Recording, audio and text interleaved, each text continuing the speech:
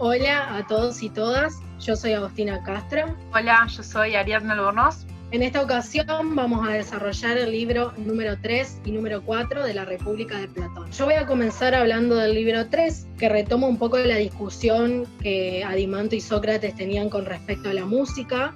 Siguen esta discusión acerca de los textos que se leen, entendiendo que los guardianes deben temer más a la esclavitud que a la muerte, no deben ser menos suaves que lo necesario, y también deben ser hombres moderados. Más adelante en el libro se toca el tema de si es posible que algunos hombres mientan, y la respuesta es sí.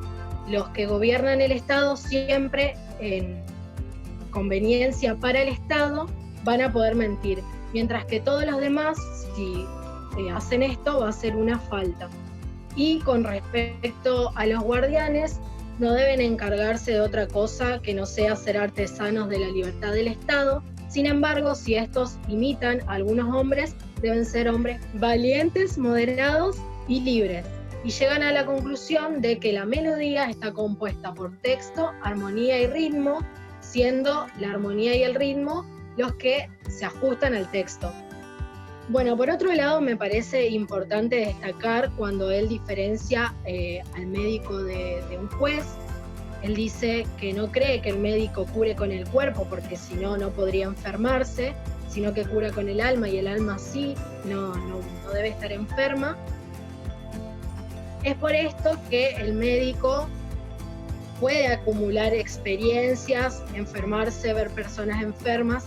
Sin embargo, el juez no es conveniente que su alma se alimente de injusticias. Es por esto que el juez debe ser anciano y no un joven, un anciano que a lo largo de la historia, mediante la ciencia y no por la experiencia, pudo estudiar las almas ajenas y la injusticia, o la injusticia de las almas ajenas. Bueno, en este punto se puede ver cómo los ancianos deben ocupar estos puestos de jueces al ser más sabios. Sócrates afirma entonces que debe ser necesario instaurar una ley con respecto al médico y con respecto a los jueces, puedan ser atendidos tanto en el cuerpo como en el alma. En cuanto a la gimnasia, debe estar destinada a la parte fogosa de su naturaleza y no a la fuerza física como los demás atletas. El mejor de los guardianes va a ser quien gobierne. A los guardianes hay que observarlos desde la niñez para ver cómo se desempeñan en los desafíos que van teniendo. Hay que aclarar también que el gobernante va a ser un anciano, ya que son los más sabios, y por lo tanto los jóvenes serán los gobernados. Con respecto a los guardianes, en el diálogo dicen que es más apropiado llamarlos auxiliares o guardias, ya que se preocupan por el territorio como si fuese una madre y tratan a los demás ciudadanos como si fuesen hermanos. Esto es importante porque en este punto se empieza a desarrollar el mito de los metales, que es donde Sócrates nos explica que si bien somos hermanos al habitar el mismo territorio, el dios que nos modeló puso oro en el alma de los gobernantes, plata en el alma de los guardianes, estos guardias o auxiliares, y hierro y bronce en los artesanos y demás labradores. Esto es lo que se denomina el mito de los metales. Sin embargo, hay que tener en cuenta que los gobernantes, al ser perfectos guardianes, también deben tener en cuenta esta mezcla de almas que pueden obtener sus hijos. Si los hijos de los gobernantes tienen alma de hierro o de bronce, no les pueden tener compasión, deben ser expulsados con los demás artesanos o labradores. Lo último que se desarrolla en este tercer libro va a ser la forma de vivir que van a tener los guardianes. Es lo que se denomina comunismo platónico. En el libro, Sócrates sostiene que nadie poseerá bienes en privado salvo los de primera necesidad. En segundo lugar, que nadie tendrá una morada ni un depósito al que no puedan acceder todo el que quiera. Y en tercer lugar, con respecto a las provisiones o los alimentos, se les asignará un pago por su vigilancia que recibirán de los demás ciudadanos. de modo tal que durante el año tengan como para que no les sobre ni les falte. Se sentarán juntos a la mesa como soldados en campaña que viven en común. Esto es lo que quiere demostrar, que los guardianes no van a tener vida privada, van a tener una vida en común siempre. Bueno, continuando con el libro 4, este empieza con una conversación, continúa mejor dicho la conversación de Sócrates con Adimanto, y este le pregunta sobre la felicidad de las personas. Esto es importante porque después podemos ver cómo la felicidad o el concepto de felicidad de Platón o de Sócrates está relacionado también con el concepto de lo que es la justicia y con lo que es también la organización de la polis. Esto es importante porque después vamos a poder contrastar todos estos conceptos. Más que nada lo que él piensa entonces que es la felicidad es que cada uno obtenga la felicidad que le corresponde o en la medida que le corresponde. Puntualmente en el punto 420D hace referencia a lo que hablábamos recién de lo que es el organicismo. Y les leo acá el fragmento del libro en el que dice: no pienses, admirable amigo, que debemos pintar los ojos de una manera tan hermosa que dejen de ser ojos, y de igual modo las demás partes del cuerpo. Piensa más bien que si damos a cada parte el color que le corresponde, haremos hermoso el conjunto. Así, en el caso presente, no me obligas a otorgar a los guardianes una felicidad de tal índole que haga de ellos cualquier cosa menos guardianes. Esto es lo que les explicaba. A cada uno le pertenece una justa medida de felicidad dependiendo del lugar que ocupe. Lo que hay que destacar entonces en esta cita es más bien la parte que dice: piensa más bien que si damos a cada parte el color que le corresponde, haremos hermoso el conjunto. Acá hace alusión a lo que es el organicismo.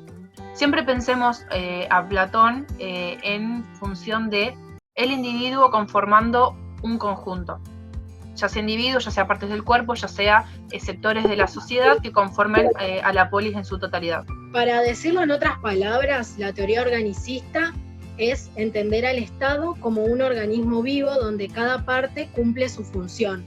Acá, como dice el autor, dice cada parte del cuerpo, cada hombre y cada una de las diferentes clases entonces que componen el Estado deben hacer lo que le corresponde y ocupar el lugar que les corresponde.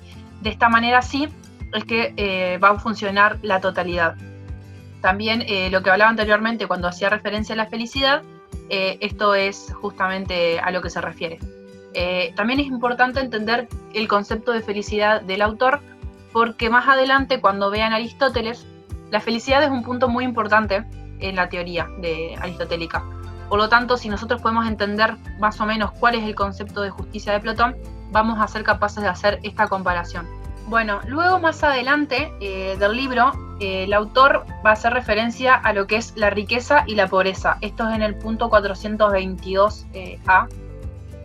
Bueno, habla de que lo que produce la riqueza, que esto es una libertad abundante, pereza y afán o deseo de novedades.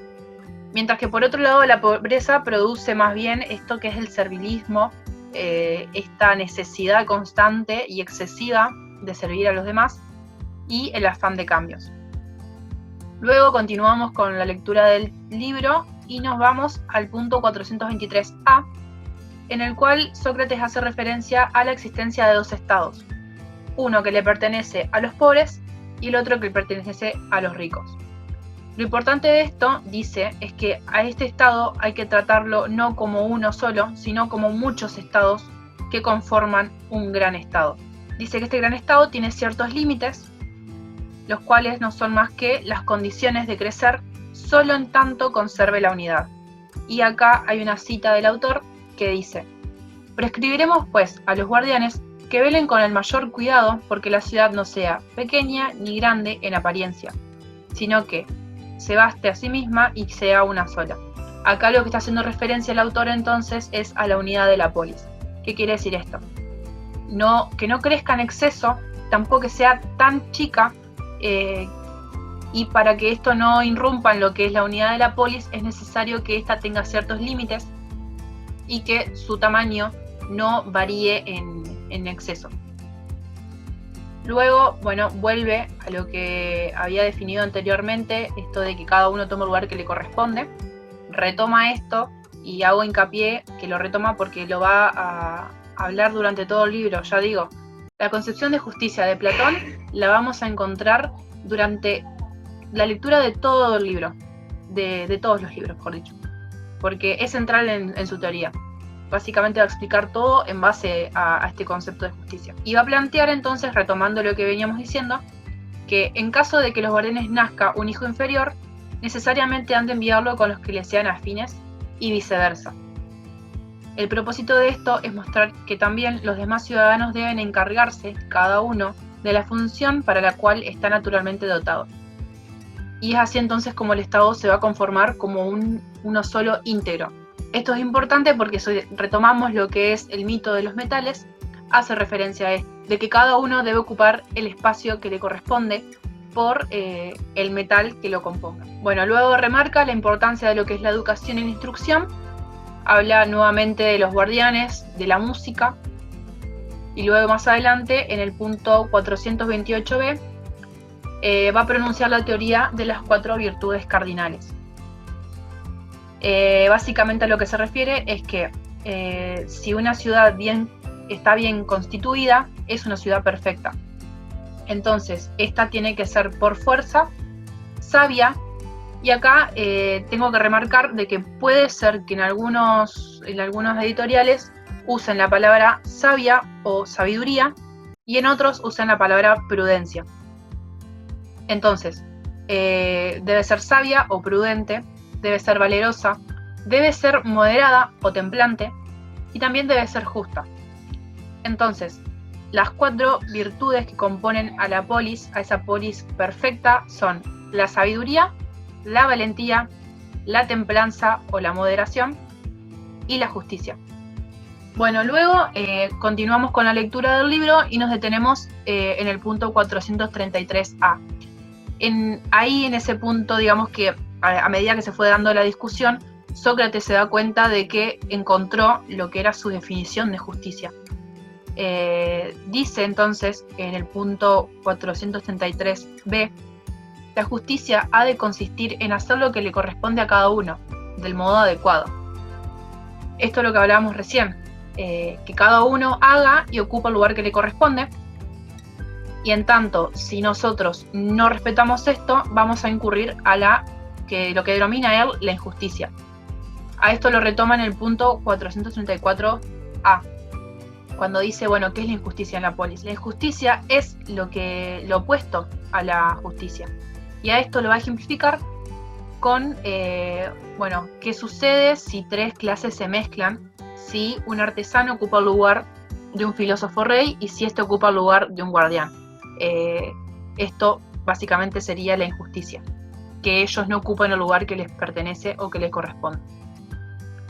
Luego, más adelante, en el punto 435c, él retoma lo que son los 3 géneros que se encuentran en el alma.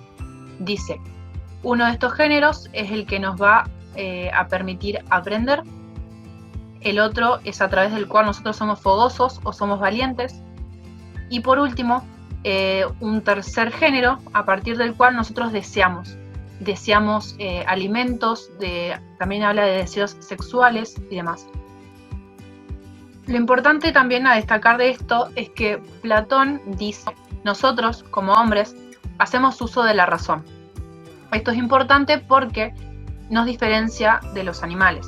Y por último, en el punto 441d y hasta le también, habla de lo que es la analogía del individuo y la ciudad. Bueno, acá una cita del autor dice, pero no hemos olvidado, creo, que la ciudad era justa en virtud de que cada una de sus clases hacía en ella lo que era propio. No creo que lo hemos olvidado, dijo. Por tanto, es menester recordar que cada uno de nosotros será justo y hará lo suyo propio si cada una de las partes que hay en él hace también lo que es propio de ella. Esto quiere decir que cada parte del cuerpo o cada parte del alma haga lo que le es propio, y por lo tanto esto va a hacer que haya justicia en el cuerpo del hombre, de igual manera que corresponde que cada uno haga lo que le pertenece en la polis. Al final del libro empieza a hablar de lo que son las formas de gobierno, pero esto me parece que es mejor retomarlo en el siguiente libro, en la explicación del siguiente libro, porque ahí va a hablar mucho más de esto.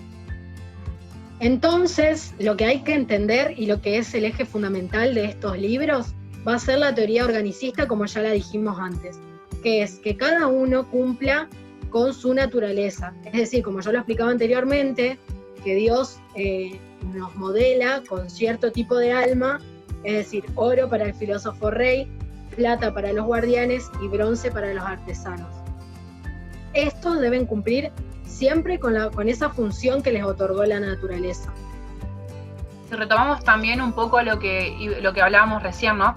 De que si había un filósofo rey que tuviera un hijo que tenga alma de plata o de bronce, debía deshacerse de él, justamente por esto, de que había que respetar el orden. Lo que nos pareció importante de este gráfico era que se pueda ver cómo se puede relacionar tanto el orden del cuerpo como el del alma y el de la polis, para que se entienda de que esta concepción de justicia atraviesa a todo lo que plantea el autor, no solamente a la justicia en la polis. Cuando hablamos, por ejemplo, del cuerpo y de los tres géneros que componen al cuerpo o al alma, estamos hablando de la parte racional, que es aquella a través de la cual nosotros razonamos, la que nos permite aprender. La parte irascible, esta es donde se alojan todo lo que es la valentía, lo que es la fortaleza, podríamos decir, donde predomina la fuerza del cuerpo. Y por último, la parte concupiscible. Esta parte hace más alusión a lo que es las pasiones, donde se alojan allí todo lo que son los placeres sexuales o los placeres alimenticios. Bueno, lo que hay que entender, y me parece que es el eje fundamental de estos libros, que es lo que debe quedar claro, es que esta teoría organicista se basa en que cada uno cumpla con su función que le es otorgada por naturaleza, como decíamos anteriormente, que el Dios que nos creó nos modela con distintos tipos de alma. Esto es así para que el Estado pueda desarrollarse en su conjunto, para que pueda llegar a esa justicia. Bueno, y acá podemos presentar un ejemplo, que es el ejemplo de una mano. La mano puede cumplir su función en tanto se encuentre en el cuerpo. Puede ser un organismo vivo en su conjunto cumpliendo su función. Bueno, entonces es importante esto que hablamos recién, de que entendamos cómo funciona lo que es la justicia, tanto en la polis, que es el gráfico del triángulo, como también en el hombre, que es el hombre ese que está ahí. Lo importante es lo siguiente también. Hay ciertas virtudes que van a gobernar en estos, podríamos decir, estadios. La sabiduría va a reinar entonces en la punta de la polis, como también en la parte racional del cuerpo.